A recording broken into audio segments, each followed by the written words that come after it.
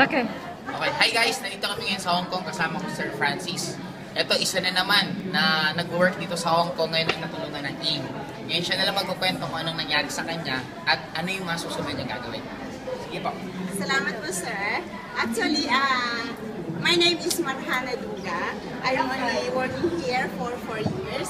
Pero sa Global po, 18 months ko lang po ito ginawa as part-time job. Okay. First 6 months ko po talagang hindi pa ako nagkaroon ng downline kasi inaral ko ang negosyo. After that, doon na po talagang humataw na talaga ako kahit na busy ako sa trabaho, sa amo ko. Talagang siningit ko po kahit nasa CR ako, nagtutulog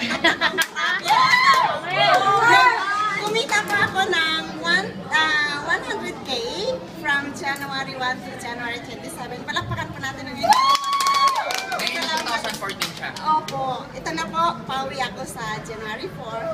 February 4. February 4, sorry. February 4 po. Pakiulit. Anong kinita mo? Tsaka bakit ka uwi?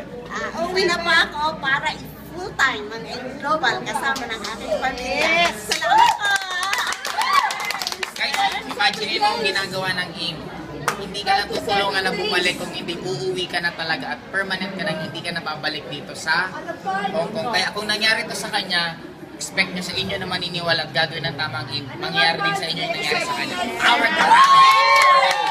Thank you po. Thank you for the support. Actually, mas maganda kung mag-share din sa